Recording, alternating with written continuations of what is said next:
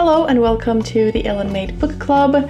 Today I want to talk about some books that are coming out in June that I think sound really intriguing. There are some thrillers, some speculative fiction, dystopia, a couple of more like emotional contemporary reads, and yeah, let's just get started with the first one. So the first book on my list is also the first book being published by Marines here on Booktube at My Name is Marines.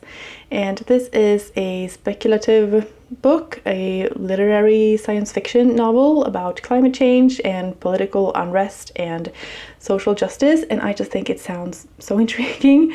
And that is The Unmapping by Denise S. Robbins. So this story takes place in New York City, and there is a silent and sort of unexplained disaster that happens overnight. The power grid snaps and thousands of residents are missing, and the buildings in New York City rearrange themselves and like change position overnight. And as I understand it, that happens every night. So every morning when the city wakes up, it's, a new configuration of the city. That alone sounds like a very interesting concept. And then there are also two main characters, Esme and Arjun, and Esme's fiance is missing, and Arjun wants to be a hero. They both work for the city of New York, and so they are trying to help people and sort of make sense of this chaos that has ensued. And then there's also a red cloak cult that appears. And so I think this sounds like a very brainy book. There are so many layers to it and so many different things being discussed, it sounds like. And yeah, I just think it sounds very intriguing, and I can't wait to get my hands on that and read it.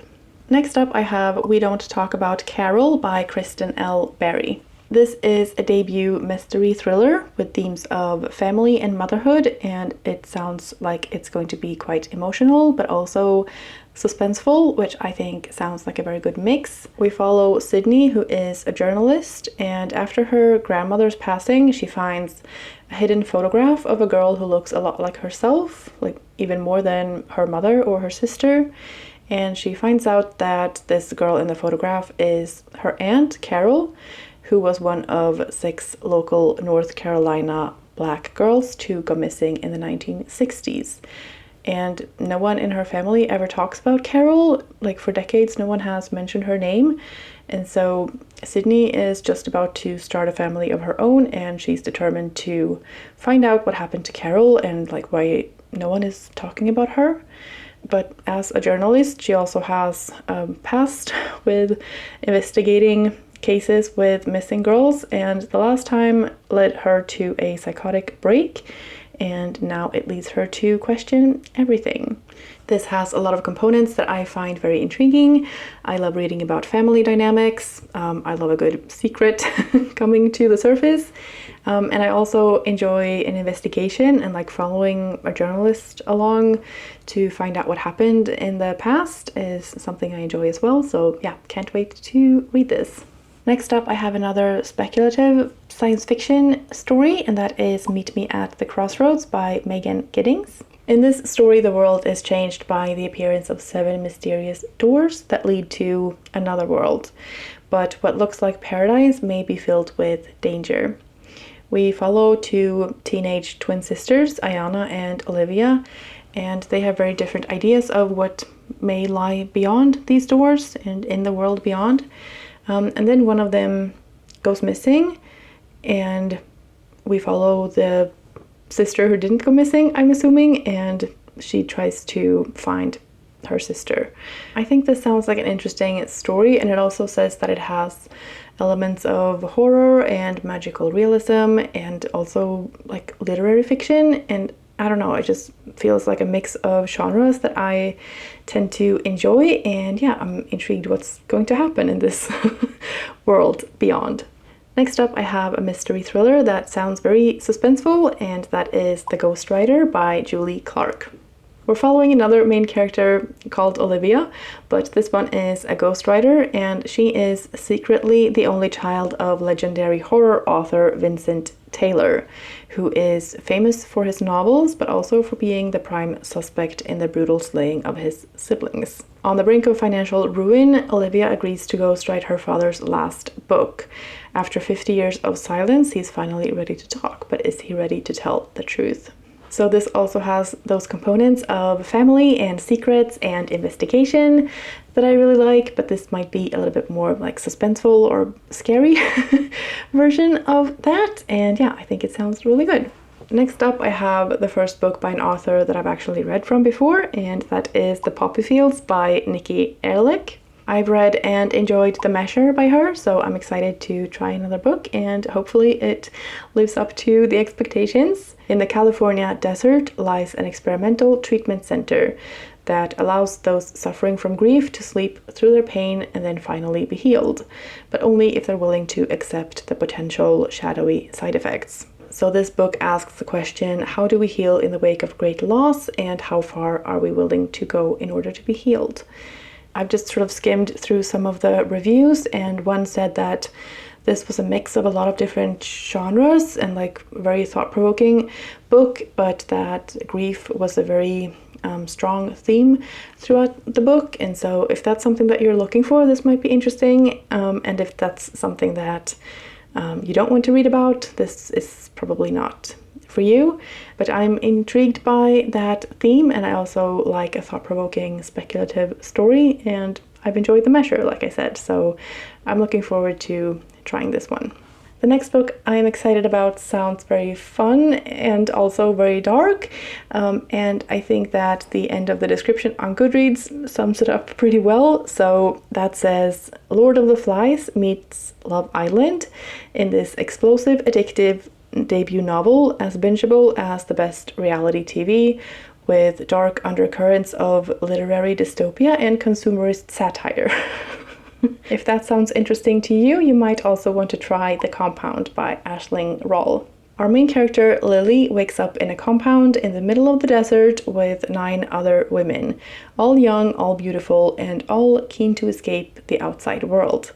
Lily realizes that cameras are tracking her every move. Soon, 10 men will arrive on foot, if they all survive the journey. What will Lily have to do to win, and what happens to the losers? I think this sounds absolutely terrifying and also hilarious. At least reading about it, I would not want to be Lily and be in that situation, but I'm very willing to come along for the ride and read the book and see what's going to happen, because yeah, those are a lot of interesting elements, and I can't wait to read this one. The next book I've mentioned before in my book and booktuber recommendations tag video, where I recommended this to Renee at Beyond Books. So if this book sounds interesting to you, you might also want to check out Renee's channel, because I think it captures a lot of elements that she's interested in reading. And yeah, I also want to read the book myself. So this is Great Black Hope by Rob Franklin. This is a contemporary literary debut novel with themes of race, class, glamour, and tragedy, and it's said to be elegant and gripping, which sounds really good to me. An arrest for cocaine possession leaves Smith, a young queer black Stanford graduate, in a state of turmoil. Pulled into the court system and mandated treatment, he finds himself in an absurd but dangerous situation where his class protects him, but his race does not. This sounds like another story with a lot of layers. There's the race and the class and the drug use and the nightlife circuit. And then there's also police investigations and courtroom dramas, a circle of friends coming of age. And yeah, it's, you know, the glitter of it all and the tragedy of it all, and also finding a way back to hope. If it brings it all together, it could be really fantastic. And so yeah, I'm very intrigued to try this one as well. Next up, I have a historical mystery thriller called What Kind of Paradise by Janelle Brown.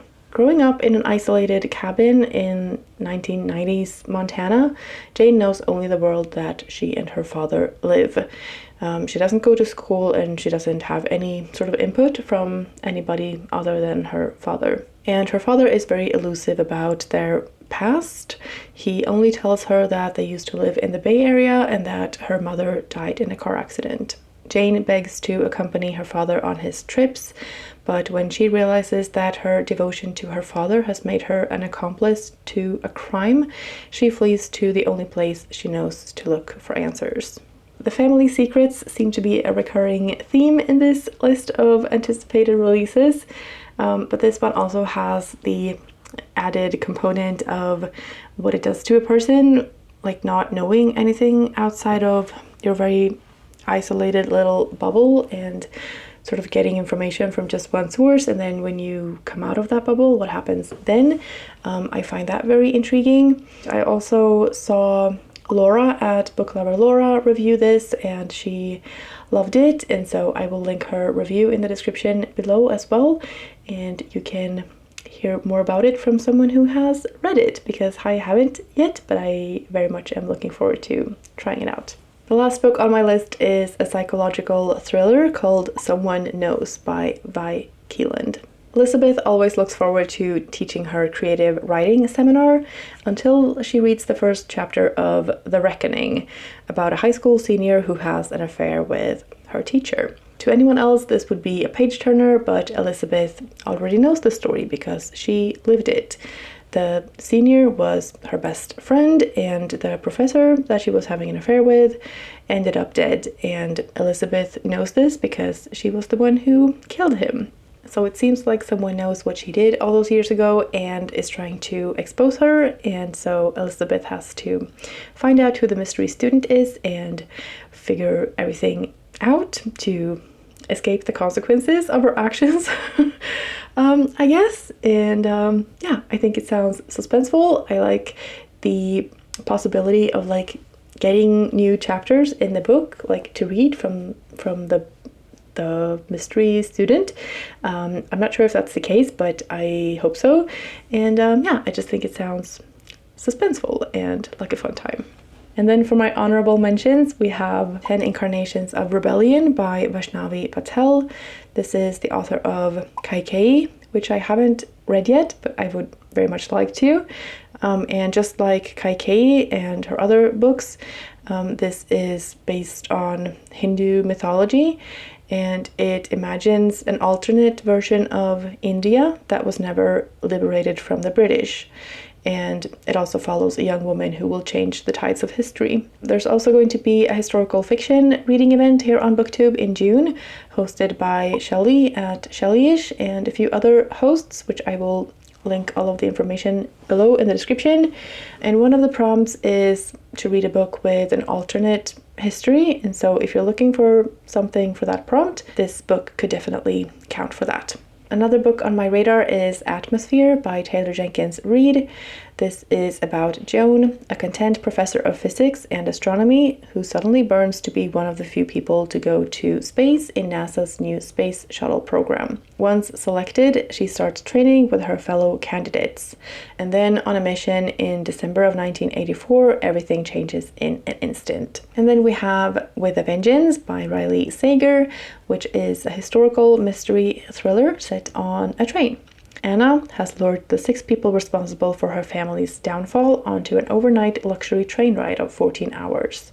Her goal is to make them confess and deliver them to the authorities at the end of the train ride. But her plan is quickly derailed by the murder of one of the passengers. In order to destroy her enemies, she must first save them, even though it means putting her own life at risk.